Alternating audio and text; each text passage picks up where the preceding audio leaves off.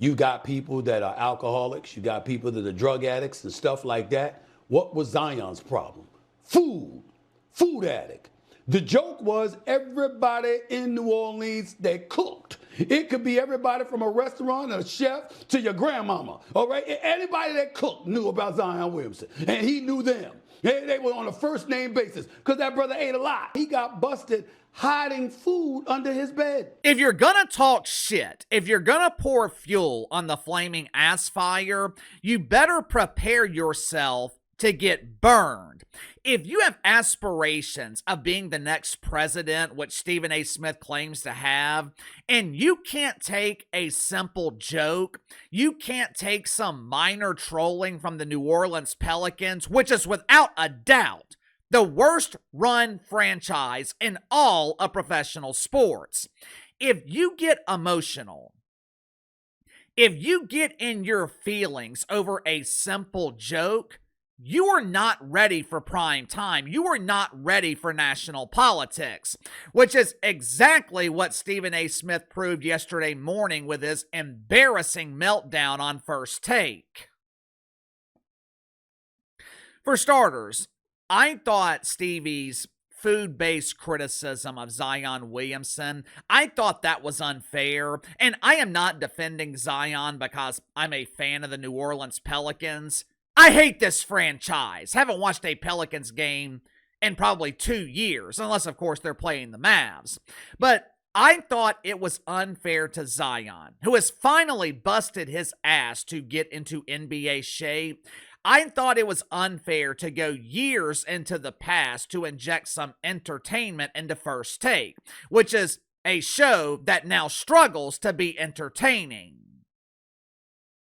Ironically enough, Stephen A. Smith highlighted his own hypocrisy by criticizing the Pelicans for digging up the past in the video that they used that caused Stevie to have an emotional meltdown. It's okay for Stephen A. to bring up the past, but when the Pelicans bring up the past, that is no bueno. In response to his criticism of Zion Williamson on Tuesday morning, the Pelicans posted this video on Twitter. Watch it for yourself. This man was a bona fide scrub. He can't play. No disrespect whatsoever, but I'm sorry to tell everybody the truth. The man cannot play the game of basketball. He has small hands. He can't catch the ball. He's got bad feet. He can't really move, even though he's mobile. Doesn't really know what he's doing. Doesn't have a post move that he puts to memory that he can do 2 times in a row. Pretty good, right? Matter of fact, this is the only good thing the Pelicans have produced in years. This franchise is the drizzling shits when it comes to winning basketball games. The in-game experience at the Smoothie King Center, by far the worst in the NBA. I have been to minor league baseball stadiums that have more amenities than that eyesore of an arena that sits next to the Superdome. The Pelicans, they treat their fans like shit. Every year, ticket prices go up while win totals go down. Gail Benson is the worst owner in the NBA. The only thing this franchise does well is troll Stephen A. Smith. They put a hell of a lot of effort into things like that don't matter. When you're the worst franchise in sports, you don't really have the luxury of trolling national media. When you have won 2 playoff series in 24 years, when you are the face of disgrace, when you're a loser, you don't have the luxury of talking shit to Stephen A. Smith. This was a pathetic attempt by the New Orleans Pelicans to get noticed. Now, they will claim that they were just defending their star, they were just defending Zion, but this was a desperate attempt by the Pelicans to be recognized by the mainstream media. And Stephen A. Smith, he was emotional enough to give them exactly what they wanted. The question is, why? Now, I am no psychologist. I don't have a PhD from WokeU in psychology, but the response that you're about to see from Stephen A. Smith, it reeks of insecurity. And if you're this insecure over this dump of a franchise making fun of your basketball career that never existed, then you are nowhere near ready to run for president. Make sure to like and subscribe. You can follow me on Twitter at KC_BTL84. Link to the second channel is in the description below. Today on the second channel, going to be talking about the ongoing disaster in the NBA, or as the league prefers to call it, the regular season.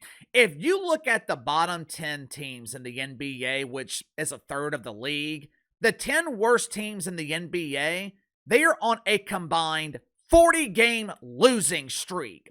Adam Silver has once again created another self-inflicted disaster. I keep seeing people blame LeBron James or Steph Curry for the demise of the NBA, but to me, it is abundantly clear the biggest problem in this league is Alice Silver. So if you haven't already, click the link in the description below, subscribe to the second channel. Yesterday morning, Stephen A. Smith dedicated the first segment of First Take to responding to the New Orleans Pelicans. Now just think about that for a second. A nationally televised sports show dedicated its A block to talk about this flaming ass fire of a franchise that doesn't even receive coverage from local media in New Orleans. No one, and I mean no one, cares about the New Orleans Pelicans. But this was not about the Pelicans. This was about the fragile ego of Stephen A. Smith. He delivered a 12-minute soliloquy, and for the most part, I agreed with what Stephen A. was saying. He highlighted the incompetence of this miserable franchise. He talked about the decades of losing in New Orleans. But the first half of this soliloquy, Stephen A. Smith talked about himself. Yesterday, when we were talking about the WNBA dump, I used a line that Denzel Washington said in the movie American Gangster. The loudest one in the room is the weakest one in the room. A brilliant line that also applies to Stephen A. Smith. Look, I like Stephen A. I don't always agree with him, especially politically, but I respect Stephen A. Smith for what he is. An entertainer. Stephen A. Smith is the highest paid entertainer in sports media. He busted his ass for decades to get to the top of the mountain. His resume is extensive. He has accomplished a lot throughout his career. But for reasons unknown, Stephen A. Smith still seems to be insecure. Watch for yourself. But I got a basketball scholarship that paid for my education. We talk about these old videos and they try to troll me. You know, I mean, you didn't see me hanging with Straight Shooter? I mean, the lethal shooter himself. Did you show what I was doing when I shot the basketball then? You gonna just bring up an air ball, a bunch of air balls, by the way, that I shot with James Harden years ago in a shirt and tie, instead of pointing out, we know, all the jump shots that I've made in recent memory. I was in the 4th grade and I got left back because I had a 1st grade reader level. And here I am on national television after graduating from an HBCU, going up against Hall of Famers all the time who play professional sports, elite journalists in this business, and me coming from an HBCU is still doing what I'm doing. I don't know if you noticed this or not, but come April, First Take will have been #1 for 14 straight years. 14 straight years.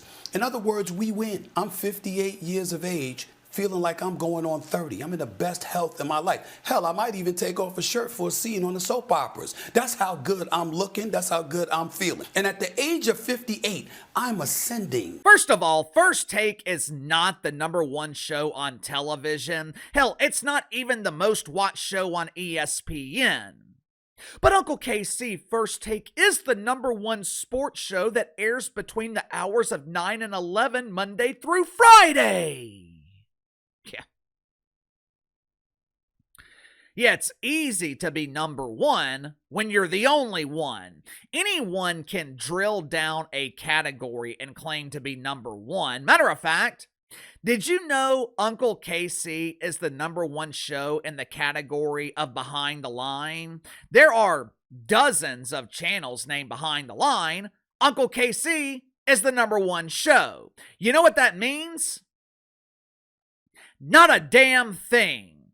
I don't understand why Stephen A. Smith feels this need to elevate himself. I don't understand why he feels the need to brag about his accomplishments. Anytime someone is boasting about themselves, I always ask myself, why? Now, some people brag about themselves to cover up their own failures. They polish the turd. Case in point, Unrivaled. This week, Unrivaled was bragging about their supposed financial success, but they conveniently overlooked the fact that they're not making money. But with Stephen A. Smith, I think he's bragging out of insecurity. Later in his soliloquy, he was boasting about the fact that he is more popular than every player on the roster in New Orleans. I'm more popular than Trey Murphy. I'm more popular than Herb Jones. Look at me, look at me. I have more reach than NBA players. Yippee!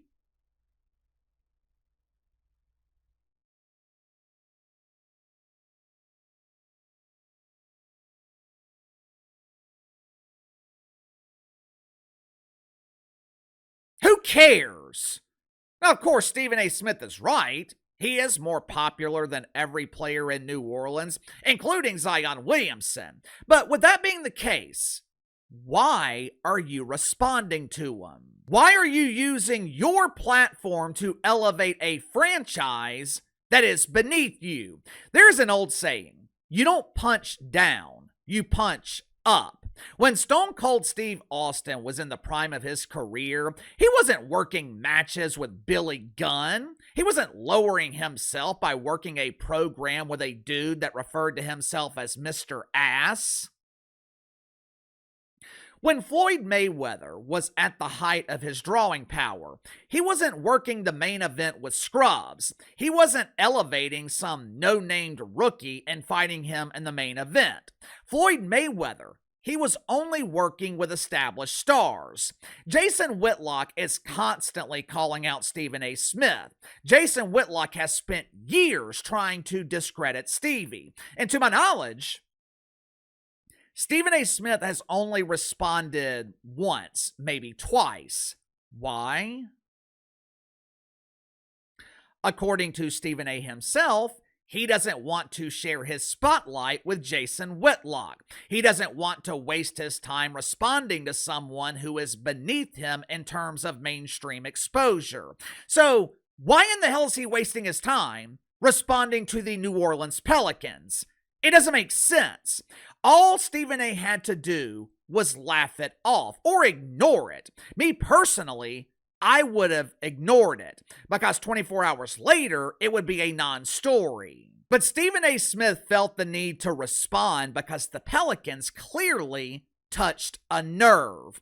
For some reason, this 58-year-old man wants to be taken seriously as a basketball player. For some reason, this 58-year-old man wants to be viewed as an NBA caliber player. Watch an ESPN broadcast during the NBA playoffs.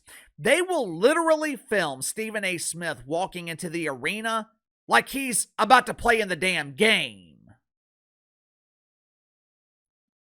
This dude really wants people to believe that he's a basketball player. I don't get it. I don't understand it. I have no problem telling you guys that I suck at basketball. You give me 10 chances to make a three, I'll go 1 of 10, and that one I make was pure luck.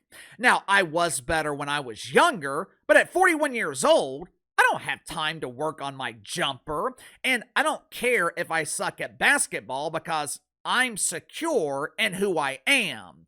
Stephen A. Smith is a hell of a lot more accomplished than Uncle KC. I'll even make him feel better by saying I am the one person that he could beat one-on-one in basketball. But again, something seems to be missing here. Something seems to be bothering Stephen A. Smith. I'm struggling to understand why a dude pushing 60 cares this much about what people think of him as a basketball player. Sound off in the comments below. I'll see you guys later.